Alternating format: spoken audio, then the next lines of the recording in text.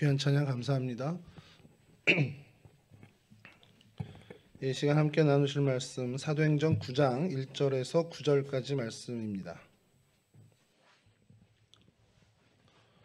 사도행전 9장 1절에서 9절까지 말씀 저랑 한 절씩 교독하겠습니다. 사울이 주의 제자들에 대하여 여전히 위협과 살기가 등등하여 대제사장에게 가서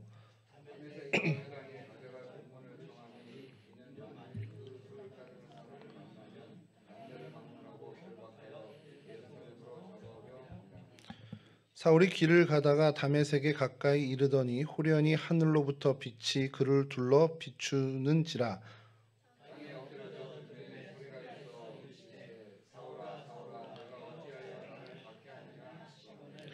대답하되 주여 누구시니이까? 이르시되 나는 네가 박해하는 예수라.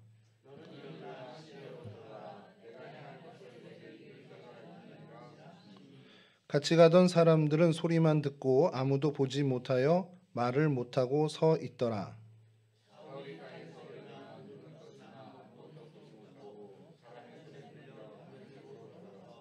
함께 하시죠. 사흘 동안 보지 못하고 먹지도 마시지도 아니하니라. 아멘.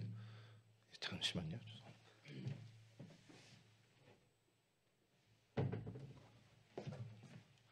네, 죄송합니다. 오늘 저희가 좀 살펴볼 성경의 장소는 다메섹입니다. 다메섹은 수리아의 왕국인데 수리아는 이제 아람이라고 성경에 좀 기록이 돼 있어요. 세계에서 가장 오래된 도시, 그러니까 고도라고 하는데 그 고도 중에 하나입니다. 헤르몬산이 이렇게 예루살렘 제일 북쪽에, 예루살렘 영토 제일 북쪽에 이제 헤르몬산이 있는데 그 산의 북동쪽 기슭에 있는 그 안티레바논 산맥이라고 하는데요. 그 산맥의 동편에 있는 굉장히 이제 사막의 오아시스 같은 그런 도시입니다. 그 군사적으로도 굉장히 요충지고요. 또 상업적으로도 굉장히 발전한 굉장히 중요한 도시인데 그 중동 지역에서 굉장히 중요한 도시인데 이 도시가 성경 역사에서도 굉장히 비중 있게 다뤄집니다. 그러니까 많은 사건들이 거기에 있었죠. 그래서 오늘 좀 다메섹을 살펴보려고 하는데 사진이 좀 많습니다. 오늘 좀. 그래서 그런 자료들을 더 많이 좀 오늘 살펴볼 것 같은데요. 지명은 이제 담메색이라고 이렇게 히브리어로 이제 끊어서 음절을 읽으면 담메색 이렇게 되고 헬라어로는 다마스코스라고 해서 오늘날 이제 부르는 이름의 그 원류가 되죠. 그 강이 좀 주요된 강이 좀 흐르고 있고, 그러니까 늘 물이 풍부해서 이곳이 그 많은 사람들이 예전부터 정착해서 살았던 그런 곳입니다. 그리고 성경에 이스라엘과 굉장히 이 아람 국가가 많은 관련이 맺어서 많은 사건 사고가 발생이 됐던 곳이죠. 먼저 지도 좀 먼저 보겠습니다. 첫 번째 지도인데요. 이게 이제 오늘날의 지도입니다. 이렇게 이스라엘이 밑에 있고 레바논이 위에 있죠. 그리고 시리아가 저 넓은 땅을 이제 많은 이제 부분이 그 사막이긴 한데 그 시리아의 현재 수도가 이 다마스커스입니다. 그래서 대략의 위치는 이제 아시겠죠. 요즘 이제 지도를 보시면. 그래서 이거 조금 더 확대해서 보면 예. 자, 헤르몬산이 중간에 보이고요. 그 오른편으로 그러니까 동편으로 다마스커스가 약간 입체감 있는 지도라 이렇게 보시면 산맥 아래쪽에 이렇게 있고요. 제일 밑에 여기가 이제 갈릴리 호수입니다. 티베리아스 호수라고 해서 티베리아 바다라고 이제 갈릴리 호수입니다. 이렇게 이스라엘 북쪽에 이제 경계를 넘어서 헤르몬산을 넘어서 있는 그 지역에 있습니다. 위치가 이 정도고요. 예루살렘에서 거리는 한 230km 정도 떨어져 있으니까 아주 먼 거리는 또 아니라고 볼 수 있죠. 그 정도 이제 거리가 있다 보니까 이스라엘 역사에 이제 자주 등장하게 되고 이스라엘 사람들과 남유다든 북이스라엘이든 계속 좀 엮이게 되는 일들이 벌어집니다. 성경에 이 다메섹이 한 60회 정도 이제 등장을 한다고 해요. 그래서 저도 뭐 정확히 세보지는 않았습니다만 한 60여 차례 등장을 하는데 그게 이제 뭐 다메섹에서 있었던 일을 얘기하는 부분도 있고 오늘 본문처럼 다메섹을 가다가 이제 거기서 사건이 벌어지는 일도 있는데 여기 이 사람 다메섹 출신이 너 다메섹 좀 가봐 뭐 이런 식의 어떤 그런 언급으로도 다메섹이 나오게 됩니다. 그래서 오늘 이 좀 중요한 먼저 좀 저희가 살펴보면 성경에 이제 다메섹이 등장하는 것들을 좀 읽어보고 그게 무슨 사건인지 또 어떤 배경인지를 좀 먼저 좀 살펴보려고 하는데요. 첫 번째 이제 다메섹이라는 단어가 딱 등장하는 건 창세기 15장 1절에서 2절입니다. 그러니까 창세기에서도 등장을 하는, 그러니까 굉장히 오래된 도시라는 거죠. 창세기 15장 1절에서 2절인데요. 제가 읽어 드릴게요. 이후에 여호와의 말씀이 환상 중에 아브라함에게 임하여 이르시되 아브라함아 두려워하지 말라. 나는 내 방패요 너의 지극히 큰 상급이니라.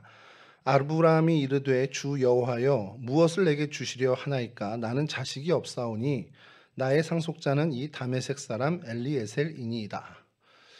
아브라함이 하나님으로부터 이제 복을 받게 되고, 그래서 하나님의 말씀을 따라서 이제 쫓게 되는데, 하나님께서 이제 이삭에 대해서 언급을 하시고 이제 후손을 주겠다 약속하시려고 하는 그 장면입니다. 그러면서 이제 내가 너의 뭐 방패가 되고 너의 상급이 될 거야 이렇게 얘기해 주시면서 이제 축복을 약속하려고 하니까 이 아브라함이 하나님 저한테 뭐 주시려고 그래요? 아무리 많이 줘봐야 난 자식이 없습니다. 제 상속자는 제 종 엘리에셀인데 이 사람이 다메섹 사람입니다. 그러니까 다메섹 출신입니다. 이 얘기를 할 때 이 엘리에셀이 등장합니다. 그래서 오늘 다메섹을 이제 정해놓고 여기서 있었던 이제 다메섹에 대해서 이제 장소는 정했는데 그럼 사건을 뭘 할까 하다가 엘리에셀에 살짝 좀 꽂혔었어요. 그래서 엘리에셀에 대해서 그러면 이 사람에 대해서 얘기할 건데 가만히 생각해보니까 다메섹에서 있었던 사건은 아닌 거죠. 이 엘리에셀의 이야기는. 그래서 엘리에셀이 얼만큼 충성된 아브라함의 종이었고 또 우리가 주님 앞에 어떠한 자세에 충성을 다해야 하는지에 대해서 굉장히 좋은 표본이 되는 사람이 엘리에셀이다 보니까 이 엘리에셀에 대해서 좀 말씀을 나눌까 하다가 엄밀히 얘기하면 다메섹에서 일어난 일은 아니고 그냥 다메섹 사람이라는 걸로 억지로 연결되다 보니 그거보다는 다메섹에서 있었던 대표적인 사건은 이 사도 바울의 회심 사건이니까 이제 그걸 저희가 좀 말씀을 나누면 좋겠다는 생각을 하게 됐습니다. 자, 여기서 이제 비슷한 이제 그 다메섹의 이제 같은 지역인데 호바라는 곳이 있는데 그곳에서 이제 벌어진 일이 또 창세기에도 등장합니다. 창세기 14장 14절에서 16절인데요. 아브라함이 그의 조카가 사로잡혔음을 듣고 집에서 길리고 훈련된 자 318명을 거느리고 단까지 쫓아가서 그와 그의 가신들이 나누어 밤에 그들을 쳐부수고 다메섹 왼편 호바까지 쫓아가 모든 빼앗겼던 재물과 자기의 조카 롯과 그의 재물과 또 부녀와 친척을 다 찾아왔더라.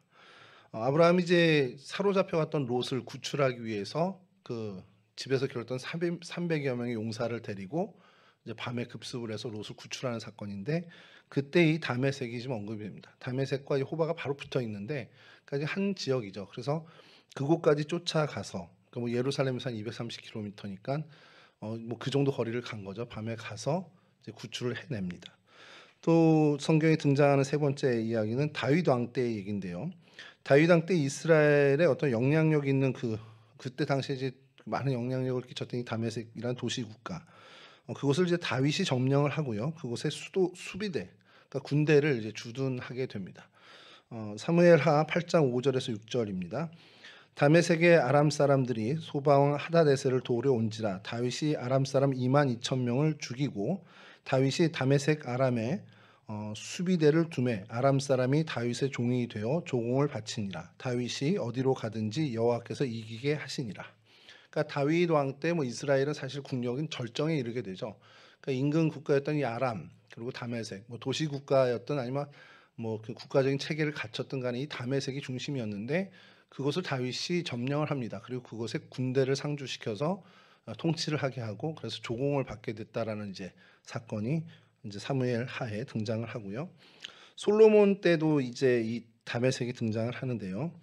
소바의 르손이 다메섹을 점령하는 그런 부분이 나옵니다.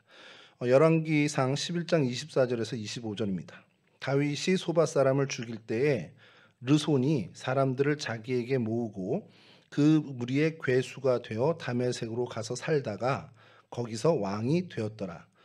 솔로몬이 일평생 하닷이 끼친 환난 외에 르손이 수리아 왕이 되어 이스라엘을 대적하고 미워하였더라. 그러니까 솔로몬 왕 때 이 다메섹 이 르손이라는 사람이 수리아 왕, 그러니까 아람의 왕이 돼서 계속 좀 성가시게 한 거죠. 그래서 솔로몬을 성가시게 했다라는 이야기가 좀 있고요.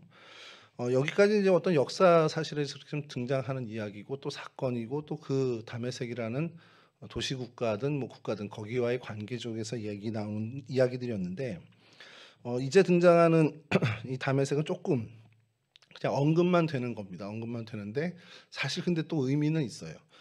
열왕기상 19장 15에서 16절인데요. 낙심한 엘리사가 등장을 합니다.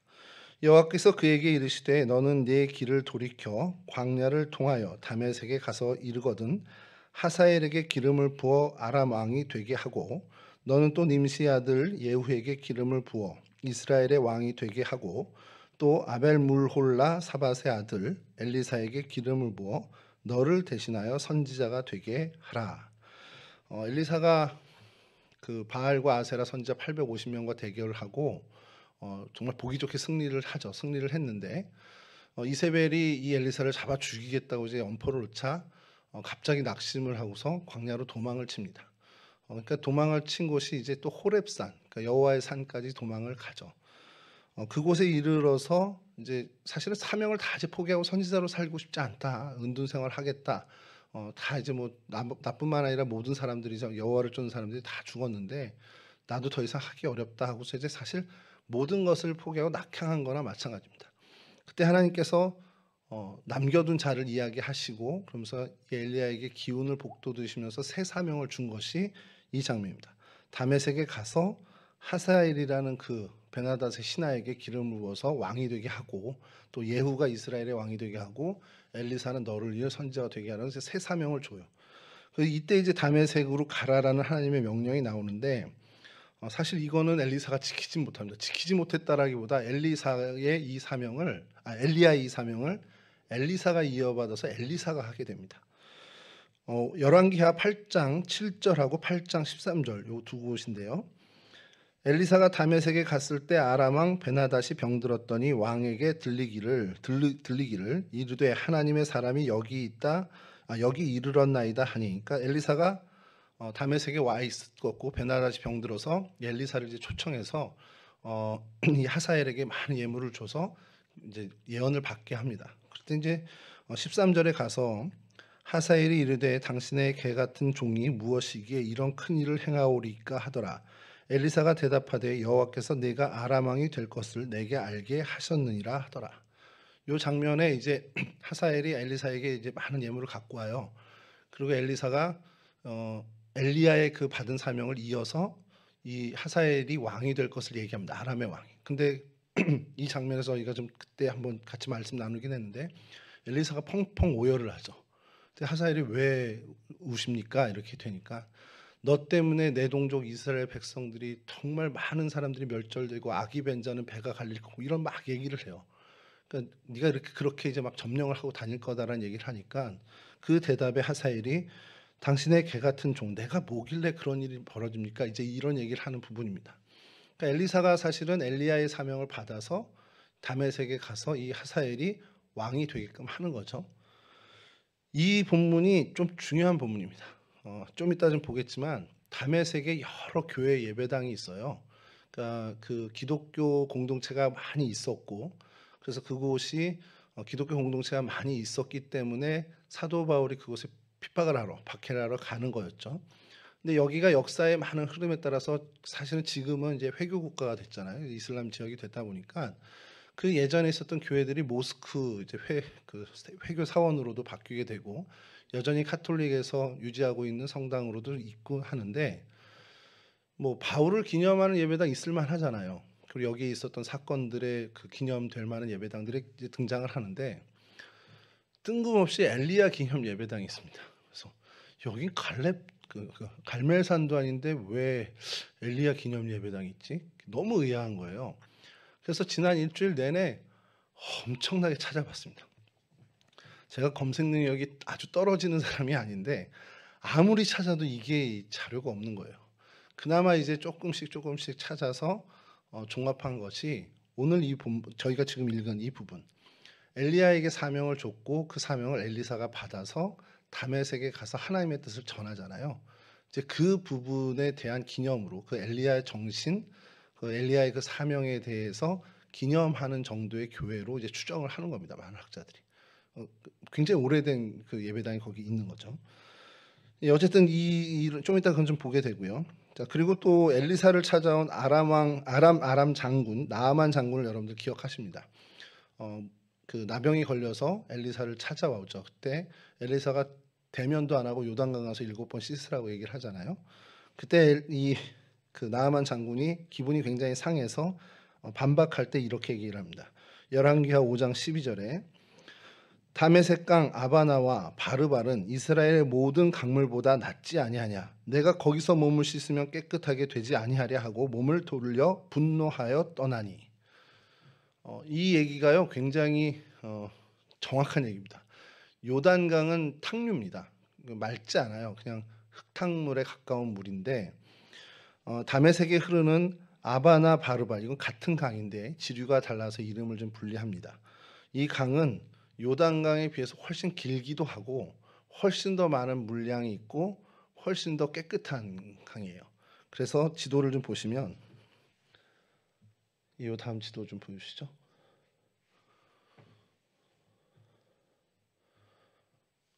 아니요 다음 예. 그 구글 지도를 캡처해서 강줄기를 확대해서 파란색 펜으로 그렸습니다. 저기가 제일 끝에 그 지점, 꼭 지점이 이 아바나 강이라고도 하고요. 아마나 강이라고도 부르고 성경에서 바르발 강이라고 부르는데 오늘날에는 나르바라다라고 해서 그 다메섹을 관통하는 강입니다. 그래서 쭉 흘러서 굽이굽이 모든 이 땅을 다 적시는 겁니다. 그래서 여기가 오아시스와 같은 사막의 오아시스 같은 역할을 하는데 그래서 쭉 와서 이 다메섹 이쪽까지 오는데 이 뒤쪽을 제가 좀 잘랐는데 제가 여기 해놓은 빨간 줄 있죠. 요걸 좀 기억하시고요. 거기 이제 파란색으로 몇 개를 해놨는데 잘 안 보이시겠지만 전도사님이 확대해 주실 줄 믿고 예, 저 위에 3개의 파란색 동그라미 중에 제일 위에 있는 게 아나니아 교회라고 되어 있습니다. 지도에. 그리고 그 다음에는 뭐라고 하지 아랍어로 써 있는데 저건 좀 이따 제가 좀 말씀을 드리고 그 밑에는 세 번째는 바울 회심교회라고 되어 있어요. 좀 보이십니까? 저희 방전사님이 능력이 이렇게 아나니아 교회 그다음에 맨 밑에는 회심교회. 이 빨간 줄은 좀 기억해 주시고요. 그리고 여기는 표시를 안 했는데 요 빨간색 하나 있잖아요. 저 부분에도 뭔가가 하나 있습니다. 그건 좀 이따 보여드리겠습니다. 예, 그리고 다음 사진 보여주시면 다음 사진인데 이게 이제 국내 방송에 나왔던 그 방송에 캡처한 부분입니다. 그러니까 항상 1년에 사시사철 우기가 아니어도 이렇게 물이 흘러요. 그리고 이제 아마나 강이라고 부르기도 하고 아바나 강이라고 부르기도 하고 또 바르발강 그리고 지금은 나르가 이제 강이란 뜻인데 나르바라다라고 이제 현재는 부르고 있습니다. 이렇게 이제 등장하는 강 이름을 이제 나아만 장군이 엘리사에게 이런 강이 있는데 무슨 요단강에서 씻으라고 그래 이러면서 이제 화를 냈던 장면에 이 다메섹이 이야기가 되고요. 그다음에 이스라엘이 여로보암 2세 때 일시적으로 이곳을 점령한 기사가 나옵니다. 열왕기하 14장 28절인데요. 여로보암의 남은 사적과 모든 행한 일과 쌓은 업적과 다메섹을 회복한 일과 이전에 유다에 속하였던 하맛을 이스라엘에 돌린 일은 이스라엘 왕 역대시락에 기록되지 아니하였느냐. 그러니까 여로보암 2세가 다윗이 다메섹을 점령해서 그 당시에 이스라엘 땅을 회복했다라는 것이 이제 기록에 남습니다. 그리고 주전 734년경에 이제 아수르의 디글랏빌레셋 왕이 이 다메섹을 점령해서 이 아람이 완전히 멸망을 하게 되죠. 그리고 다 포로로 잡아가는 기사가 열왕기하 16장 7절과 9절에서 등장을 합니다. 아하스가 아수르 왕 디글랏빌레셋에게 사절을 보내 이르되 나는 왕의 신복이요 왕의 아들이라. 이제 아람 왕과 이스라엘 왕이 나를 친히 청하건대 올라와 그 손에서 나를 구원하소서 하고 아하스가 여호와의 성전과 왕궁 곳간에 있는 은금을 내어다가 아수르 왕에게 예물로 보냈더니 아수르 왕이 그 청을 듣고 곧 올라와서 다메섹을 쳐서 점령하여 그 백성을 사로잡아 기르로 옮기고 또 르신을 죽였더라. 다메섹을 이제 멸망시킨 아수르 나라고 사실 이 남유다 아하스가 이제 요청을 해서 이 일이 시작됐단 말이에요. 그래서 아람 왕도 이제 아람이란 국가도 멸절됐지만 북이스라엘도 사실은 이제 이 일 때문에 망하게 됩니다. 뭐 그런 어떤 역사적인 이제 흐름이 되겠죠. 그다음에 이제 신약 시대에 와서 오늘 저희가 읽은 본문이죠. 사도행전 9장 1절에서 4절. 이건 뭐 읽지 않겠습니다. 엎드려지게 되는, 빛을 보고 엎드려지게 되는 일. 그리고 오늘 읽은 본문의 바로 뒤에 아나니아의 이야기가 나오는데요. 9장 10절에서 11절입니다. 그때 다메섹에 아나니아라 하는 제자가 있더니 주께서 환상 중에 불러 이르시되 아나니아야 하시거늘 대답하되 주여 내가 여기 있나이다 하니 주께서 이르시되 일어나 직가라 하는 거리로 가서 유다의 집에서 5사람 사울이라 하는 사람을 찾으라. 그가 기도하는 중이니라. 이 다메섹에 아나니아라는 제자가 있다라는 것을 이제 다시 한번 다메섹에 언급이 되는데요.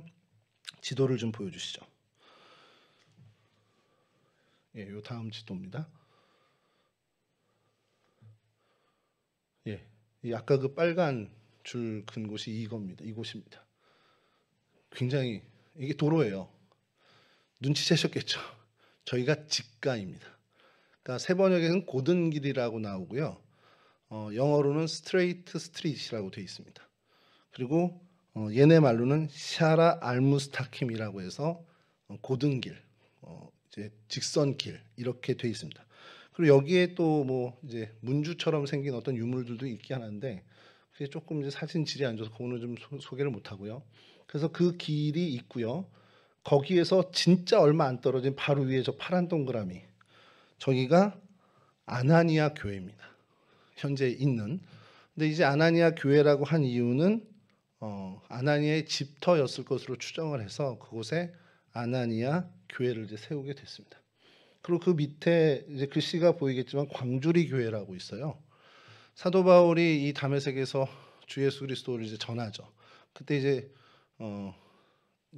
당시에 이제 나바티아 왕국의 이제 그 점령하에 있을 때인데 그 방백들이 이제 사도 바울을 죽이려 하니까 제자들이 이렇게 광주리에 태워서 내보내는 그런 어떤 그곳을 기념해서 교회를 세웠는데 그게 이제 광주리 교회입니다. 물론 이제 광주리 교회라고는 하진 않고요. 사도 바울 기념교회라고 돼 있습니다. 세인트 폴 이제 처치라고 돼 있긴 한데 그걸 이제 편의상 광주리 교회라고 이제 사람들이 부르게 됩니다.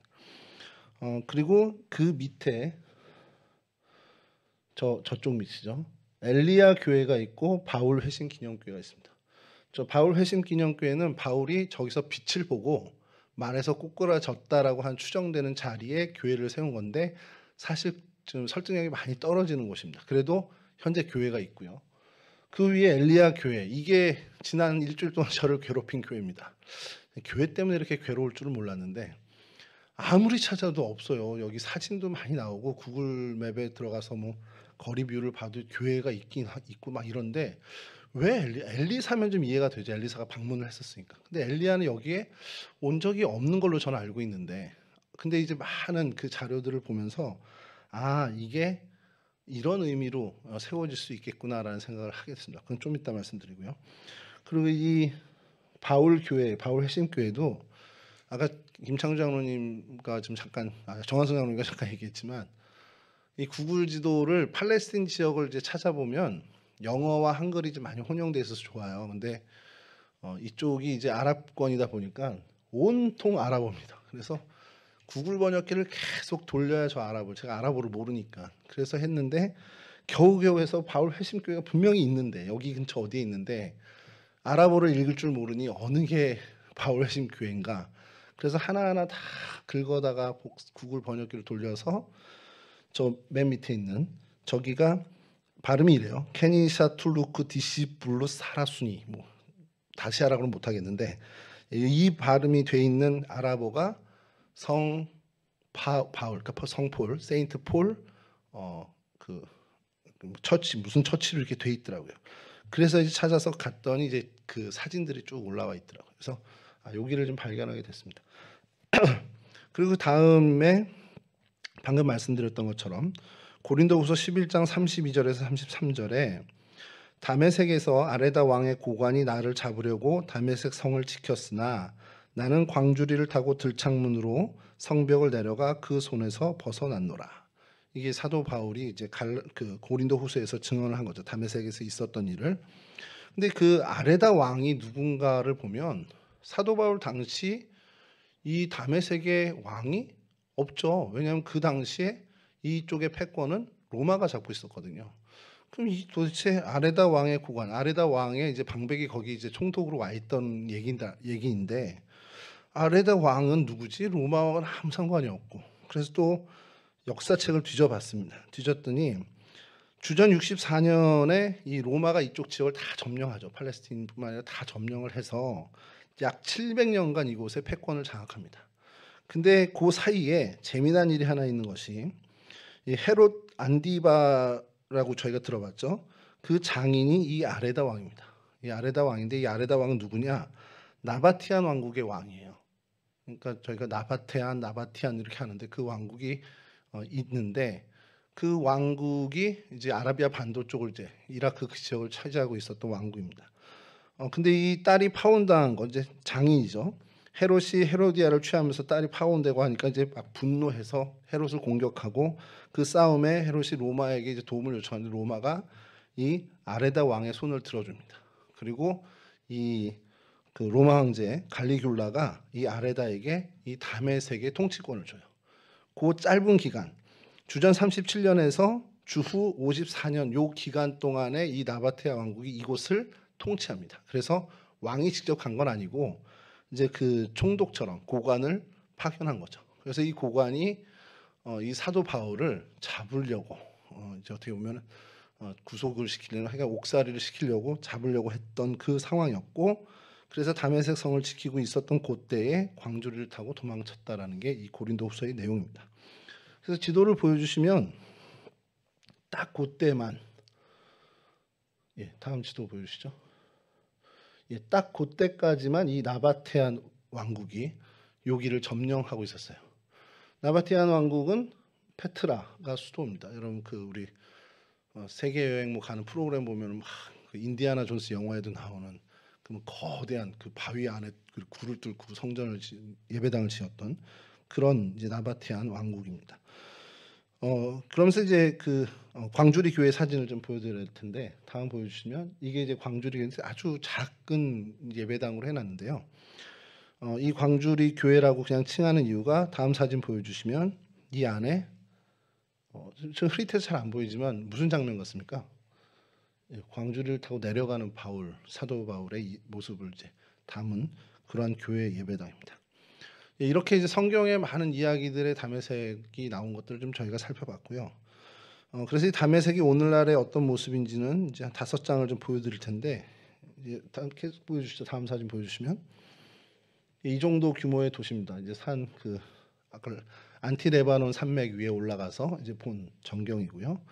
다음 사진 보여주시면 시리아 국기가 흩날리는 거. 그리고 이곳이 다음 사진 보여주시면 굉장히 번화한 도시입니다. 인구가 한 160만 정도 현재 그 정도, 그러니까 200만 가까이 이제 있다고 보시면 되죠. 다음 사진 보여주시면 그냥 너무 평지죠. 산도 별로 없고. 어휴, 죄송합니다. 시리아 그랬더니 시리가 대답을 해가지고 시리아 나라 그러니까 시리아 대답하네요. 그 다음 사진 보여주시면 여기가 아까 지도에 있었던 그 로타리 같은 가장 중심부인데요. 거기서 사방으로 이제 도로가 뻗어나가는 그곳의 사진입니다. 그래서 이제 아까 처음 봤던 그 유적들을 좀 보는데 아나니아 교회가 사진이 이렇게 돼 있습니다. 보여주시면 여기 입구고요. 이 아나니아 집터로 추정되는 곳에 이제 교회를 세운 겁니다. 물론 이제 가톨릭 교회에서 세운 거죠. 다음 사진 보여주시면 그 내부에 이렇게 돼 있고 저 오른쪽 끝에 보면은 여러분 그 동상이 있는데 두 사람이 등장해요. 머리에 이렇게 좀 안수하는 듯한 장면인데 누구겠습니까? 서 있는 사람은 아나니아고 이제 머리를 대고 있는 사람은 당시 사도 바울이죠. 이런 모양으로 마당이 꾸며져 있고 내부 이제 예배당 구조는 다음 사진 보여주시면 아담하죠.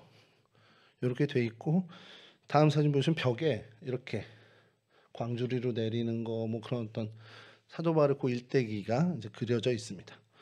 자 여기서 이제 나와서요. 저 밑에 있는 광주리 교회는 좀 전에 봤고 바울 기념교회 케니샤툴루 구티시 블루 사라순이라는 정말 찾기 어려웠던 교회입니다. 다음 사진 보여주시면 요거는 이제 엘리야 기념교회입니다. 엘리야 기념교회고 다음 사진이 이제 바울 회심교회인데 잘 지어놨더라고요. 다음 사진 보시면 내부에 이렇게 캐톨릭 십자가처럼 이제 예수가 고통당하고 계신 그 십자가 예배당이 있고 이 예전 사진을 좀 보게 됐는데 좀 어떻게 구했는데 1925년도와 지금 현재 이제 바꾸게 된 예배당을 이제 새롭게 짓게 된 그런 사진 비교 사진이 있고 실제로 지금 예배를 드리고 있다고 합니다. 그래서 다음 사진 보여주시면 실제 예배 장면을 이렇게 지금 찍은 사진입니다. 너무 흐리게 좀 나왔는데 여하튼 이렇게 돼 있고 근데 여기서 이제 바울 회심교회가 등장을 하는데 이게 이렇게 설득력이 없는 교회라는 거예요. 이렇게 많은 사람이 예배를 드리고 있음에도 불구하고 이곳이 아니라는 겁니다. 성경학자 그리고 성서 고고학자들은 사도 바울이 이제 사울일 때 예수를 믿는 자들 핍박하러 가다가 빛을 보고 넘어진 곳은 이곳이 아니라는 거예요. 그럼 어디냐? 그러면서 다음 지도 보여주시면 저 위에 다마스커스가 있죠. 그리고 그 옆쪽으로 이렇게 빨간 표시를 해놓은 곳이 좀 전에 저희들이 본 그 회심교회하고 아나니아 교회 이렇게 있는 곳입니다. 거기서 남서쪽으로 한참을 내려와야 여기는 친절하게 영어로 되어 있습니다. 세인트 폴 비전 어베이라고 되어 있어요. 그래서 세인트 그러니까 성 바울 비전 수도원 뭐 수도원 뭐 이렇게 뭐 사원 이렇게 정도 번역되겠죠. 그래서 바울 비전 교회라고 이렇게 얘기를 하는데 이곳이 성서 고고학자들이 유력하게 이야기하는 그 바울이 회심한 그 장소다라는 겁니다. 이유는 그래요. 예루살렘에서 다메섹으로 가는 구도로는 이 길이라는 거죠. 이 길이고 아까 그쪽 길은 아니고 이 길이 그 구도로고 이곳으로 왕래했던 것이 거의 다 그때 당시에 거의 다 이 길이었고 또 그쪽에 언덕이 있는데 그 언덕을 아주 오래전에 그러니까 언제부터인지 알 수 없을 정도로 오늘날까지도 바울 언덕이라고 부르고 있다는 겁니다. 그러니까 사울 언덕이라고 부르고 있다는 거예요. 그러니까 그 사건이 있었고 그곳에서 그것이 이제 어떻게 임팩트 있는 사건이 되다 보니까 그 지명을 사람들이 사울 언덕 그렇게 아직도 부르고 있다라는 것을 좀 근거로 해서 성서 고고학자들은 이곳이 더 유력한 바울의 회심 장소다라고 얘기를 합니다. 그래서 이곳에 또 교회를 지어야죠. 의미 있는 장소니까. 그래서 다음 사진 보여주시면 더 멋지게 지었습니다. 이렇게 예배당을 지었고요. 저 오른쪽 제일 끝에 동상이 보이는데 다음 사진 보여주시면 이렇게 이쪽 다른 각도에서 본 거고요. 다음 사진 보면 아까 그 동상입니다. 사도 바울의 동상을 이렇게 지어놨고요. 다음 사진 보여주시면 이제 좀 떨어져서 입구에서 본 사진이 이렇게 뭐 녹지처럼. 근데 주변에 아무것도 없습니다. 이 예배당 주변은 거의 아무것도 없는데 이렇게 예배당만 딱 딸랑 있습니다. 내부는 이렇게 돼 있어요. 많은 이제 성인들 뭐 이렇게 뭐 예수의 제자로 이제 추정이 되는데 이렇게 돼 있고 다음 사진은 스테인드 글라스를 좀 독특하게 십자가로 이렇게 돼 있는데 이게 밖에서 보면 다음 사진 보여주시면 이렇게 돼 있습니다. 이렇게 창을 이런 식으로 내서 그러니까 성처럼 해놨는데 특별한 창이 없고 프로젝트 창이죠. 저희로 치면 이렇게 열닫을 수 없는 그 창만 이렇게 빛이 들어오는 창으로 돼 있습니다.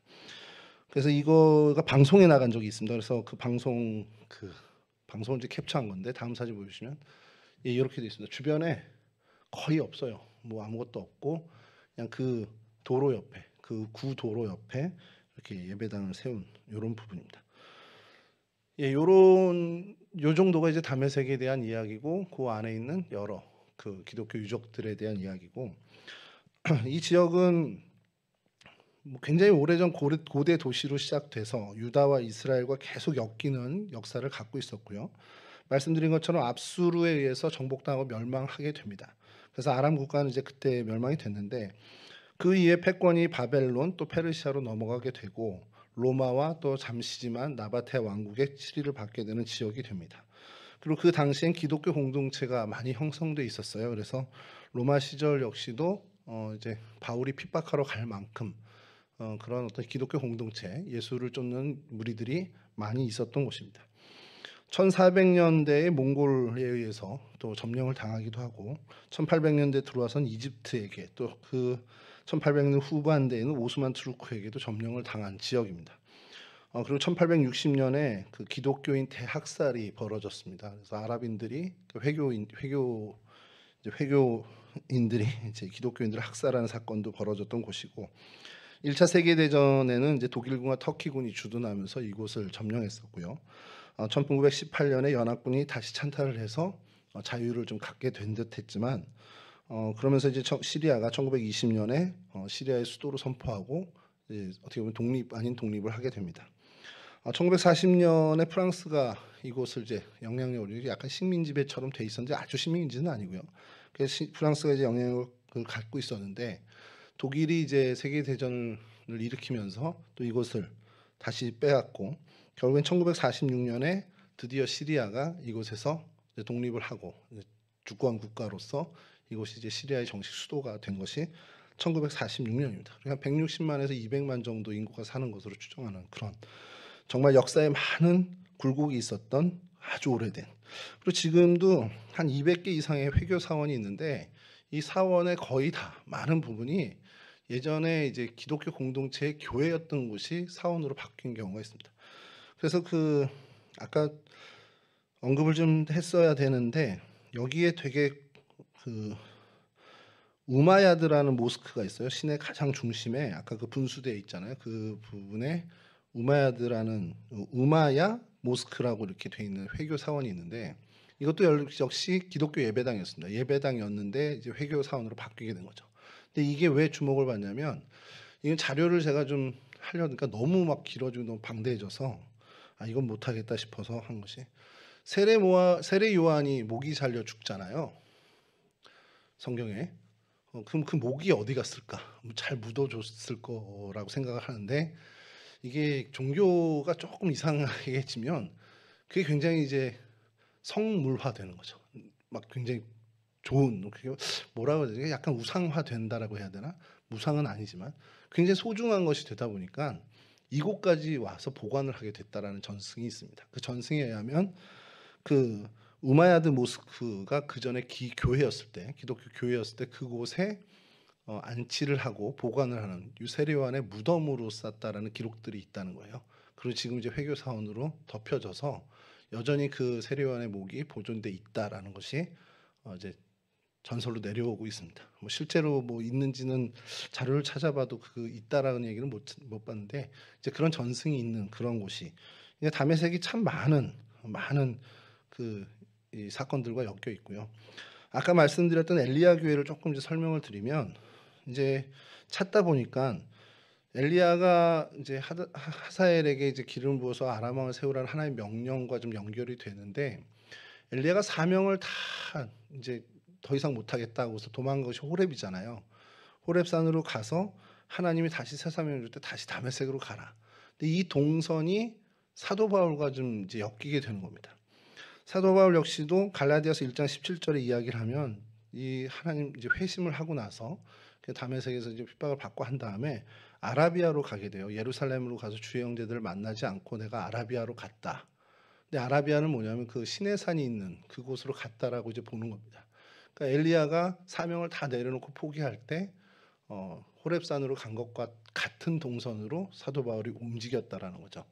그리고 엘리야가 방향을 바꿔 넌 다메섹으로 가서 내가 이렇게 새 사명 준 걸 해라 했을 때 돌이킨 것처럼 다시 갈라디아서 1장 17절에 내가 아라비아로 갔다가 다메섹으로 돌아왔다라고. 그러니까 엘리야의 동선을 그대로 또 따라가는 것을 이제 성경학자들이 제 얘기가 아니고 그렇게 이제 이렇게 연결을 시키더라고요. 그리고 우리가 잘 알듯이 이제 마카비 독립 이후에 바리세파라는 그 하나의 이스라엘 그 유대교 분파가 생겨나잖아요.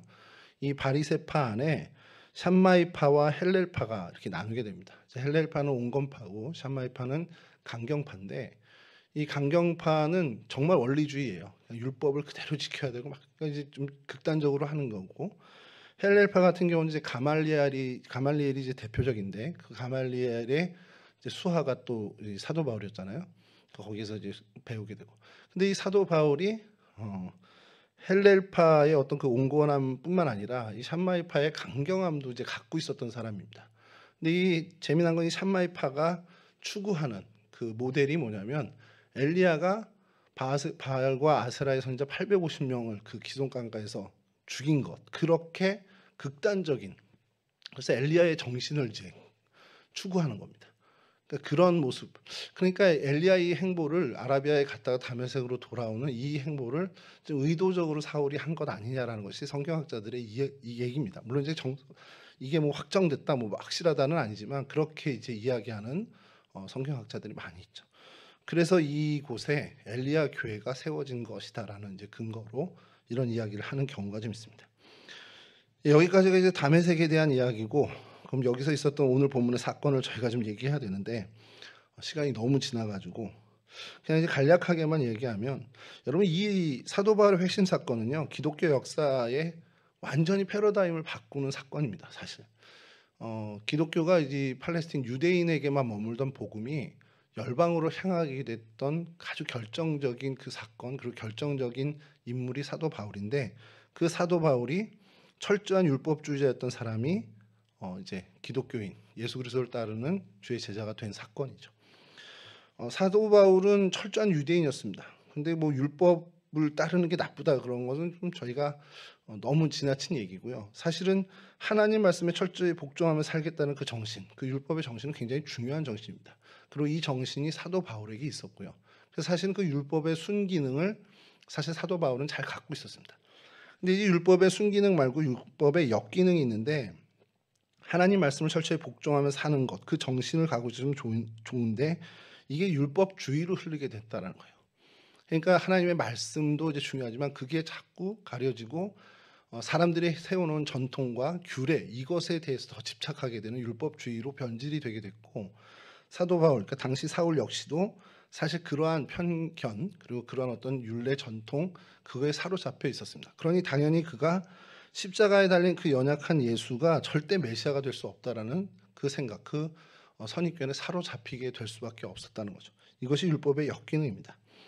근데 그럼에도 불구하고 이와 같은 핍박자였던 이를 주님께서 만나 주셨어요. 그러니까 하나님께서 만나시기만 하면 그가 살인자였던, 어떤 핍박자였던, 어떠한 모습으로 살아왔던 뭐 살인자 강도라 할지라도 주님만 만나면 바뀔 수 있다라는 것을 이 사도 바울이 보여주는 겁니다. 이 사건이. 그러니까 오늘 우리에게 주님께서 하신 얘기가 뭡니까? 우리가 어떠한 모습을 가졌든 다시 주님만 만나면 변화된다. 그것도 중요하지만 우리는 이미 주님을 만났잖아요. 그리고 우리는 주님의 은혜 안에 빛으로 이제 건져내어 받은 빛의 자녀가 되었습니다. 그러면 우리가 해야 할 일은 핍박자든 강도든 살인자든 누가 되더라도 예수만 만나면 변화되니 우리가 그들로 하여금 예수를 만나게 해주는 매개가 되어야 된다는 거예요. 사실 그게 저희들에게 주어진 굉장히 중요한 사명이라는 겁니다. 물론 나가서 전도하면서 전도지 나눠주고 예수 믿으세요 하는 것도 중요하지만 그 형태가 아니라 하더라도 내 삶의 어떤 모습을 가지고라도 그 내 삶의 어떤 살아가는 그 모든 여정을 통해서, 우리가 순례자의 길을 걷는 그 여정을 통해서 우리 주변에 있는 예수를 반드시 만나야만 하는 그 사람들, 사실 뭐 누군 만나고 누구는 안 만나야 되는 게 아니라 다들 만나야 되잖아요. 그러니까 내 주변에 예수를 아직 못 만난 사람들이 내 삶을 통해, 내 이야기를 통해, 나와의 교제를 통해 예수를 만나게 하는 그 일에 하나님이 우리를 부르셨다는 겁니다. 내 가족이 될 수도 있고 친척이 될 수도 있고 내 친구나 내 동료가 될 수도 있습니다. 그들이 주님을 만나게 우리가 주님의 도구가 되어야 한다는 거죠. 사도 바울이 주님을 만나자 그가 시력을 잃었죠. 뭐 눈을 떴지만 정말 사흘 동안 아무것도 보지 못한 인생이 됐습니다. 사실은 이것이 굉장히 우리에게 의미하는 것이, 사실 세상 것 안 봐도 상관없습니다. 주님만 보면은, 주님에게만 시선이 고정되면 우리는 바르게 살 수 있어요. 사실 그게 사는 길입니다. 주님만 바르게 보는 그 시선을 놓치고 세상을 바라보니 저희가 자꾸 넘어지고 헤매고 또 벗어나게 된다는 거죠. 이 거듭남이라는 것이 사실 이와 같은 고통이 따를 수 있어요. 어떤 고통이냐? 세상을 등지고 세상을 외면해야 하는 그러한 고통이 우리 가운데 따를 수 있다는 겁니다. 사도 바울의 그 잠깐 사흘의 고통은 상징적인 거죠. 우리가 예수 그리스도를 따를 때 동반되는 그 고통, 그런 어떤 핍박, 이런 것들을 감수하고 주님을 따를 용기를 가져야 한다는 겁니다. 그 용기를 갖고 주님을 따라갈 때 우리의 그 모습을 통해서 주님은 반드시 예수를 만나야 하는 그 인생들에게 예수님을 만나게 하는, 그들을 빛으로 건져 올리시는 그 역사에 저희들을 사용해 주신다는 거죠. 그러면서 생각이 드는 것이 또 하나가, 다메섹을 찾아가는 핍박자가 혹시 내 자신은 아닌가라는 생각을 좀 해볼 필요가 있다는 겁니다. 사울을 찾으면서 기다리시는 주님의 은총이 오늘 우리를 향하는 은총이 될 수 있다라는 생각을 좀 해보게 됩니다. 나는 네가 박해하는 예수다. 네가 잘못 알고 있는 예수다. 우리가 교회 안에서 신앙의 전통을 따르고 어떻게 보면 예배를 다니고 어떤 예배를 드리고 교회를 출석하니 나는 그리스도인이라고 생각을 하고 스스로 문제 없다라고 생각할 때가 있죠. 근데 정말 우리가 알고 있는 예수님이 정말 예수님의 참 모습일까라는 생각을 한번 해볼 필요가 있다는 겁니다. 사도 바울처럼 잘못 알고 있는 건 아닌가? 나만 사랑하고 쟤는 미워하는 예수님으로 내가 여기고 있다면 그건 아닌 거잖아요. 혹시 그런 어떤 부분들, 내가 알고 있는 예수님을 내가 잘못 알고, 내가 어떤 교회의 전통이랍시고 이제까지 내가 신앙생활을 해왔던 그 어떤 그 관성에 의해서 알고 있는 예수님이 정말 참된 예수님이 맞나라는 생각을 우리가 해볼 필요가 있다는 겁니다. 주님께서 얘기할 수 있겠죠. 너 내가 누구냐고? 네가 잘못 알고 있는 예수야. 그러면서 주님의 말씀을 전할 때 도저히 받아들일 수 없는 그런 형편에 우리가 떨어지고 있는 것은 아닌지, 사도 바울의 모습을 보면서 우리가 나를 늘 점검할 필요가 있다는 겁니다. 그러니까 어떤 신앙주의에 빠지는 것이 아니라 진짜 하나님 말씀에 정말 목마르고 그 말씀에 늘 집중하는 신앙의 여정을 걸어가야 한다는 거죠. 주님의 음성에, 주님의 말씀에 귀 기울여서 주님 앞에 엎드리는 저와 여러분들이 되어야 한다는 사실입니다. 그리고 그때에만 누릴 수 있는, 그때에만 발견할 수 있는 진짜 하나님의 복을 우리가 누리게 된다는 사실이죠. 교회에서 선포되는 말씀이 있습니다. 매일 묵상을 통해서 혹은 큐티를 통해서 듣게 되는 말씀이 있습니다. 하나님 말씀을 바라보면서 그 하나님의 말씀을 내 안에 품고 하나님께서 은밀하게 정말 세미하게 말씀하시는 그 말에 우리가 기울이고 그 하나님의 우리 마음속에서 이야기하시는 하나님의 이야기에 귀를 기울일 필요가 우리 가운데 있다는 사실이죠. 그 하나님의 말씀에 집중하고, 그래서 하나님께서 선하신 계획을 우리 가운데 밝히시고 그 계획을 우리도 바라봐 비전으로 삼고 거룩한 하나님의 자녀로, 하나님의 일꾼으로 살아가는 복을 저희가 누리기를 간절히 바랍니다. 그래서 정말 사도 바울이 주님으로부터 쓰임받고 정말 그 인생이 쓰임받는 진정한 행복자로 살아갔던 것처럼, 그리고 세상을 넘어서 세상에서 이야기하는 성공, 그것을 넘어선 그런 성공자로 살아갔던 것처럼 우리 역시도 이와 같은 하나님으로부터 쓰임받는, 그래서 정말 하나님이 주시는 그 행복을 누리는 행복자로 살아가는 저와 여러분들이 되었으면 좋겠습니다. 이와 같은 주님의 은혜를 누리는 그 은혜의 주인공들이 다 되실 수 있기를 주님의 이름으로 간절히 축원합니다. 우리 찬송하시고 기도할 텐데요. 찬송하시고 마칠 텐데요. 잠깐 그 전에 좀 기도했으면 좋겠습니다.